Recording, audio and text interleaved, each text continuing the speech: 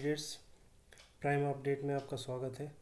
आज हम बात करेंगे इंटेलिजेंस ब्यूरो में मल्टीटास्किंग स्टाफ रिक्रूटमेंट की। टोटल इसमें 362 पोस्ट हैं और आज हम इसमें जो चीज़ें कवर करेंगे, key points, vacancy detail, eligibility criteria, age limit, selection procedure, exam का pattern, syllabus, salary and benefits और जॉब प्रोफाइल। तो ये सब चीज़ें आज हम इसमें डिस्कस करेंगे। 362 वैकेंसीज़ हैं, 10th मिनिमम क्राइटेरिया है इसका। और अब अगर हम बात करें इंटेलिजेंस ब्यूरो की, तो ये जो भी एग्ज़ाम है ये इंटेलिजेंस ब्यूरो कंडक्ट कर रहा है। टोटल वैकेंसी 362 है और सेंट्रल गवर्नमेंट जॉब है। की हाइलाइट्स की बात करें तो जैसे मैंने बताया, मल्टीटास्किंग स्टाफ है, नॉन गैजेटेड सी के ग्रुप की वैकेंसी है। सैलरी जो है वो लेवल 1 की है। लोकेशन ऑल ओवर इंडिया रहेगी और टीयर 1 टीयर 2 दो एग्ज़ाम होंगे और डॉक्यूमेंट वेरिफिकेशन होगा।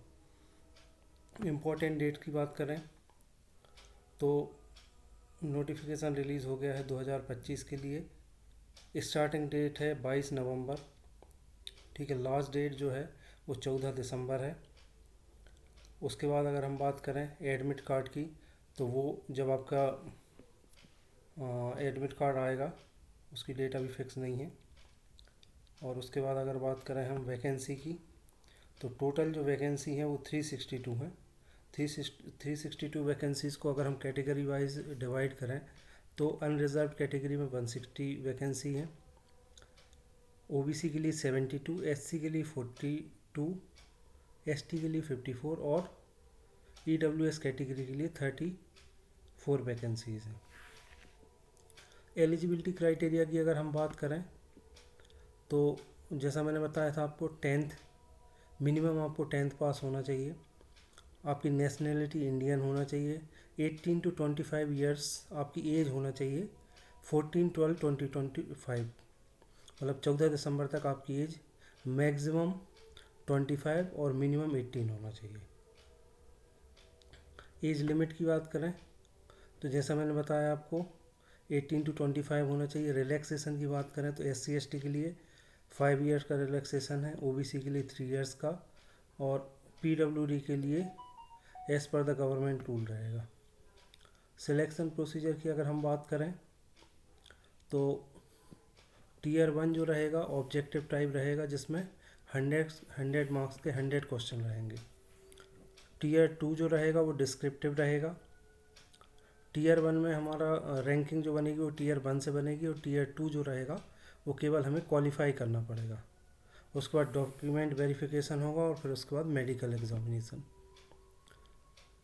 ये रहेगा सिलेक्शन प्रोसीजर। अब अगर हम बात करें एग्ज़ाम पैटर्न की, तो एग्ज़ाम पैटर्न में टीयर 1 की अगर हम बात करें तो टीयर 1 जो है उसमें मल्टीपल चॉइस क्वेश्चन रहेंगे, ऑब्जेक्टिव क्वेश्चन, जिसको 4 पार्ट में डिवाइड किया है basically: general awareness, quantitative aptitude, reasoning and English language. General awareness के 40 क्वेश्चन रहेंगे, each question have 1 marks. Quantitative aptitude की बात करें तो 20 क्वेश्चन रहेंगे, रीजनिंग के 20 रहेंगे और इंग्लिश लैंग्वेज के 20 क्वेश्चन रहेंगे। तो टोटल 100 क्वेश्चन रहेंगे 100 मार्क्स के। और इसमें 1/4 नेगेटिव मार्किंग है, मतलब अगर आप एक क्वेश्चन गलत करते हो तो 0.25 मार्क्स आपके उसमें से डिडक्ट हो जाएंगे। तो इसको बहुत केयरफुली करना है, मतलब जो भी क्वेश्चन आपसे बन रहे हैं केवल उन्हीं को आपको अटैम्प्ट करना है। बाकी क्वेश्चंस को अगर आप अटैम्प्ट करेंगे और अगर बाय मिस्टेक अगर गलत हो गया तो उसमें आपको 0.5 नेगेटिव मार्किंग भी रहेगी। ड्यूरेशन जो रहेगा वो आपका 1 घंटे का रहेगा। 1 घंटे में आपको 100 क्वेश्चन करना है और 100 मार्क्स रहेंगे। जो आपकी मेरिट बनेगी वो इसी के बेस पे बनेगी। जो टीयर 2 का जो एग्ज़ाम रहेगा वो केवल क्वालिफाइंग एग्ज़ाम रहेगा। जैसे अगर मैं टीयर 2 की बात करूं तो टीयर 2 जो रहेगा हमारा डिस्क्रिप्टिव एग्ज़ाम रहेगा, जो इंग्लिश लैंग्वेज और कॉम्प्रिहेंसिव रहेगा। इसमें टोटल 50 मार्क्स रहेंगे और क्वालिफाइंग मार्क्स रहेंगे 20। इसमें शॉर्ट ऐसे, कम्प्रिहेंसन, बेसिक ट्रांसलेशन, ये सब चीज़ें रहेंगी। और जैसा मैंने आपको बताया, ये इसका केवल यूज़ क्या रहेगा, क्वालिफाई मिनिमम आपको करना है।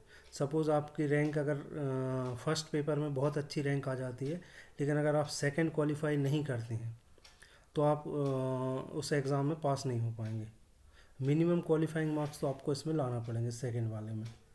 सिलेबस की अगर बात करें तो जो मेन टॉपिक्स हैं, जो इम्पोर्टेंट टॉपिक्स हैं, जनरल अवेयरनेस में current affairs, Indian constitution, important government scheme, geography, history, economy, scientific developments and award and sports.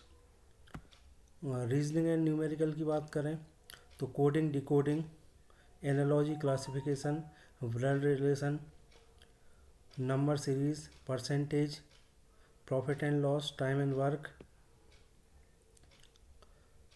Time and distance.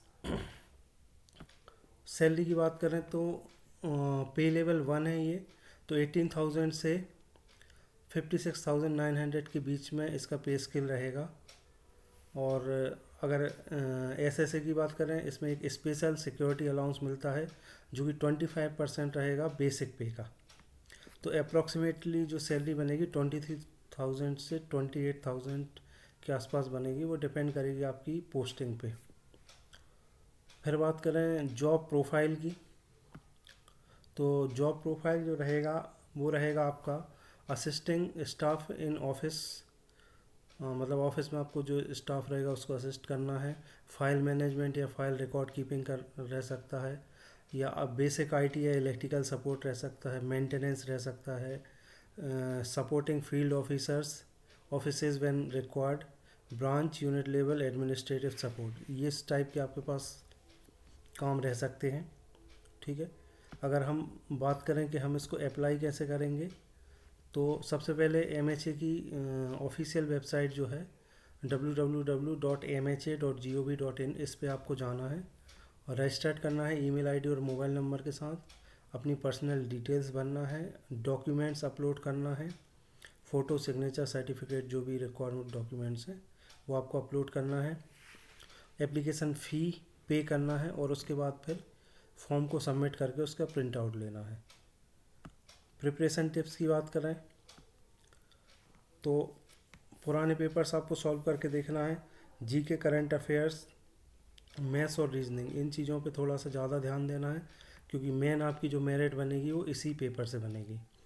फिर सेकंड पेपर की बात करें तो इंग्लिश आपको थोड़ा सा कम्प्रहेंसिव पे थोड़ा सा ध्यान देना है, क्योंकि इसी में ज़्यादा नंबर आप गेन कर सकते हो। मॉक टेस्ट रेगुलर देना है और रिवीजन करते रहना है। तो इस तरीके से अगर आप तैयारी करेंगे तो आपका ईज़िली MTS में हो सकता है। Thank you very much.